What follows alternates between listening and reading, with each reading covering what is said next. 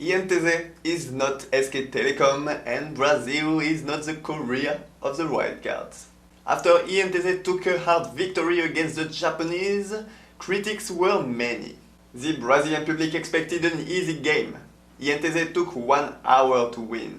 The Brazilian public expected a flawless victory, and INTZ lost to hard random. The Brazilian public forgot what the Brazilian playstyle is. Brazilian teams make mistakes, Brazilian teams make unnecessary moves, and Brazilian teams throw games. In the CBLOL there hasn't been one single flawless game in this whole season. And that's why the CBLOL has extremely long games. The average game time even for INTZ is over 40 minutes. That's because of the mistakes teams do. Unless they play against extremely weaker teams, INTZ will have long games, INTZ will do mistakes, INTZ will do weird mid-game shot calls.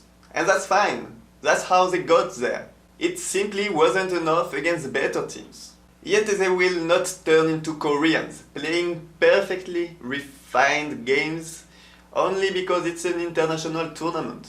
The Russians won 3-0 in the semis. It's effectively a 5-0 over the course of the tournament. It's like a best of 9.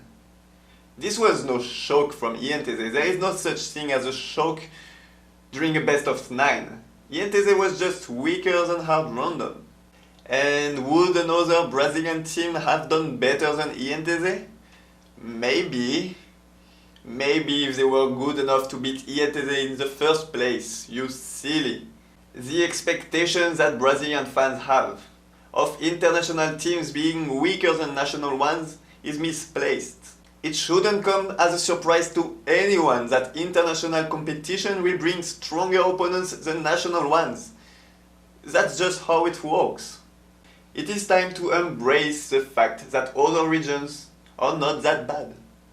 Just like NA should just accept that Brazil is not as bad as its fans think. If reality had to follow fans' dreams, TSM would have already won 3 world titles in a row. Brazil, please don't be the North America of the wild card. Falta de respeito, outras derrotas. E o falado passa mal, rapaz.